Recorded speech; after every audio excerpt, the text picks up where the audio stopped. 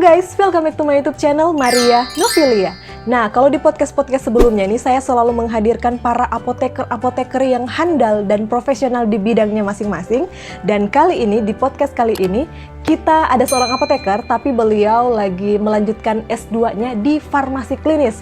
Nah, buat teman-teman yang selalu tanya-tanya tuh, yang sering DM gitu-gitu ya, yang suka nanya, Kak, prospek kerja ke depannya kalau misalnya kita pilih farmasi klinis itu seperti apa? Apakah peluangnya banyak, atau apakah kita diminati di rumah sakit, atau seperti apa? Nah, kali ini mumpung ada itunya ya, ada studentnya, kita akan tanya jawab langsung. Oke, kita sedang terhubung dengan seorang apoteker, masih muda, wow, masih muda tapi semangatnya untuk sekolah tinggi banget ya. Dan aku selalu salut dengan orang-orang seperti itu yang mau terus upgrade ilmunya. Oke, baiklah.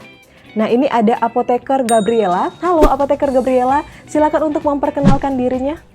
Halo teman-teman, senang sekali bisa berjumpa dengan kalian di channel ini. Perkenalkan, saya apoteker Gabriela. Ya, halo apoteker Gabriela, kami juga senang ya menyambut apoteker Gabriela ini. Soalnya kita banyak banget pertanyaan-pertanyaan ke depannya akan kita tanyakan. Apa, manggilnya ini enaknya apoteker Gaby aja kali ya? Ya, mungkin apoteker Gaby boleh sedikit menceritakan tentang biodata dirinya, biar juga teman-teman ini ya, maksudnya lebih mengenal narasumber kita kali ini seperti apa.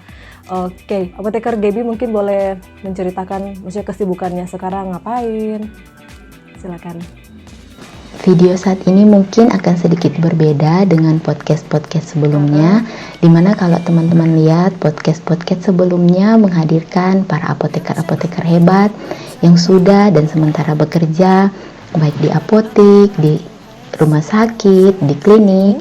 Namun saat ini akan sedikit berbeda karena yang akan sharing saat ini adalah seorang mahasiswa. Saya adalah seorang mahasiswa magister farmasi klinik di salah satu universitas negeri yang ada di Surabaya. Oke, jadi sekarang apoteker Gaby lagi ada di Surabaya ya. Wow, salam dari BSD Tangerang Selatan ya. Iya, baiklah. Jadi apoteker Gaby sekarang teman-teman, apoteker Gaby itu lagi ini ya, lagi studi S2 farmasi klinis di salah satu kampus yang ada di Surabaya tadi ya. Oke, baiklah ya, apoteker Gaby ini dari teman-teman dan dari kita semua ada beberapa pertanyaan yang mungkin nanti kedepannya akan kita sharingkan bersama ya. Tapi biasanya itu sih lebih ke apoteker Gaby untuk menjawab, karena kan apoteker Gaby sendiri yang sedang menjalankan itu. Jadi mungkin teman-teman di rumah sana, jadi buat teman-teman di rumah yang kalau misalnya punya niatan untuk lanjut S2 khususnya farmasi klinis ini, make sure nonton ini ya. Jadi supaya ada pandangan ke depannya harus seperti apa, atau maksudnya kayak perkuliahannya itu sistemnya seperti apa ya. Apakah sama dengan apoteker, sama dengan S1, atau adakah hal-hal yang berbeda. Oke? Ya, apoteker Gaby mungkin boleh sedikit sharing dengan kita semua sebelum kita melanjutkan pertanyaan-pertanyaan yang lebih dalam. Studi S2 farmasi klinis itu seperti apa sih? Untuk studi farmasi klinis pada umumnya hampir mirip dengan pendidikan magister secara umum, di mana akan ditempuh selama 2 tahun yang terbagi dalam 4 semester. Untuk semester pertama, kita akan duduk kuliah, sharing dan diskusi di kelas, sekaligus merupakan semester pembekalan bagi kita sebelum nanti pada semester 2 dan semester 3 kita akan melaksanakan residensi di rumah sakit yang memiliki kerjasama dengan pihak fakultas. Dan untuk semester 4 ini fokus full untuk penyusunan tesis. Oke, jadi residensi itu, jadi buat teman-teman residensi itu kayak praktek gitu ya.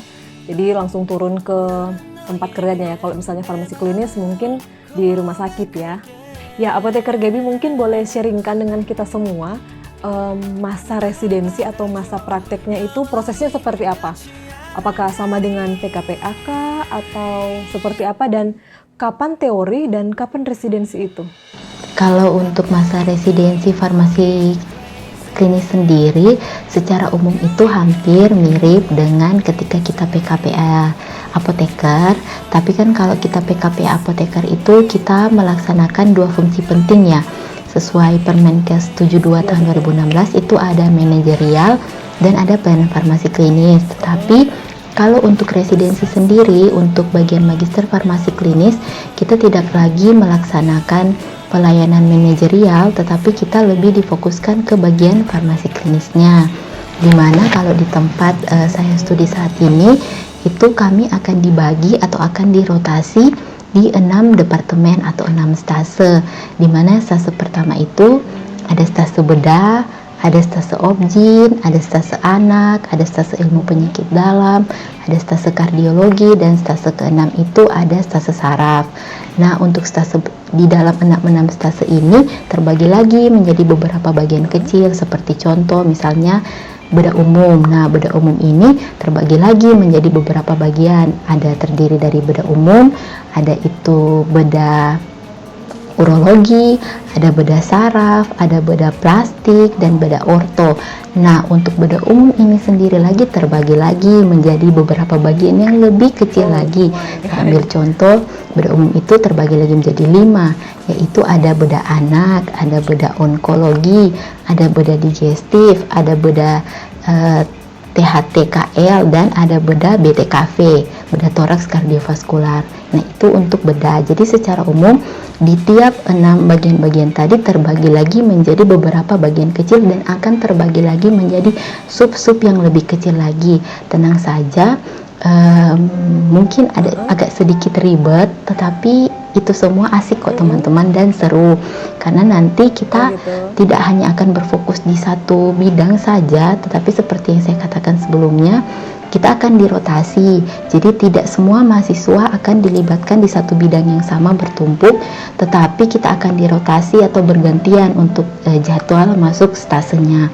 Untuk secara kegiatan yang kita lakukan selama masa residensi tadi, karena kita berfokus untuk melaksanakan pelayanan farmasi klinis, jadi kurang dan lebihnya kegiatannya hampir sama, yaitu kita akan melakukan visite, melakukan pemantauan terapi obat, kita akan banyak dilibatkan diskusi, dan untuk kegiatan-kegiatan yang lebih spesifik lagi itu, misalnya untuk pada saat PKPA, mungkin kita akan jarang dilibatkan diskusi dengan teman-teman spesialis, dokter-dokter spesialis. Tetapi ketika teman-teman memutuskan untuk melanjutkan studi di Magister Farmasi Klinis, maka kita akan dilibatkan dan akan diberi jatah lebih banyak untuk berdiskusi dengan teman-teman dokter yang baik yang sudah spesialis maupun yang saat ini sementara mengambil spesialis, atau kita sebutnya teman-teman PPDS. Jadi nanti ketika ditugaskan untuk turun di ruangan, teman-teman calon apoteker farmasi klinis akan banyak berinteraksi dengan para PPDS. Nah, ini menurut saya merupakan sebuah pengalaman yang baik, di mana kita bisa sharing, kita bisa tukar pendapat, dan kita bisa memperdalam lagi ilmu kita untuk pelayanan farmasi klinis. Tentunya kita bagian ini pun akan menuntut kita untuk setiap hari semakin banyak-banyak belajar, banyak-banyak update ilmu.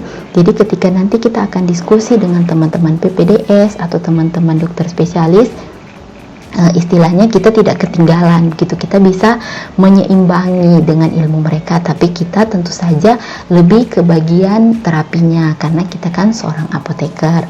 Nah, kegiatan selanjutnya selama residensi, selain kalian akan dilibatkan dengan teman-teman PPDS atau dokter spesialis, kita juga akan dilibatkan di dalam presentasi kasus, di mana kasus yang kita presentasikan itu nanti tidak hanya dihadiri oleh teman-teman seangkatan kita ya, apoteker yang sementara residensi, tetapi akan dihadiri oleh dokter-dokter senior, oleh teman-teman PPDS, oleh pembimbing selama kita melaksanakan residensi. Jadi sebelum melakukan presentasi kasus, kita terlebih dahulu harus bimbingan dulu dengan para pembimbing yang telah ditunjuk. Tentu saja yang membimbing kita selama melaksanakan residensi adalah apoteker farmasi klinis, dan ketika nanti ditugaskan untuk misalnya ditempatkan di ruangan A, misalnya untuk di stase A, kita harus membangun komunikasi yang baik dengan perawat di ruangan itu, dengan apoteker, penanggung jawab ruangan itu, tentu saja karena nanti kita akan banyak memerlukan bantuan mereka dan kita akan banyak sharing, bertukar pendapat dengan mereka-mereka. Jadi bekal sebenarnya untuk residensi itu lebih menyiapkan diri dari teman-teman, baik dari sisi ilmu maupun sisi relasi, membangun komunikasi yang baik itu dengan sesama apoteker maupun itu dengan teman-teman profesional kesehatan lainnya. Wow, jadi banyak ya, banyak ilmu dan banyak tuntutan yang akan kita dapat. Tapi yang menarik yaitu ya, kita bisa bertukar pendapat karena disitulah masa-masa terbaik untuk kita bisa diskusi, sering update-update tentang jurnal-jurnal ilmiah mungkin ya. Wow, bagus banget. Dengar bocoran bahwa gaji seorang apoteker farmasi klinis itu lebih tinggi dibandingkan dengan gaji apoteker apoteker hanya sampai apoteker tidak.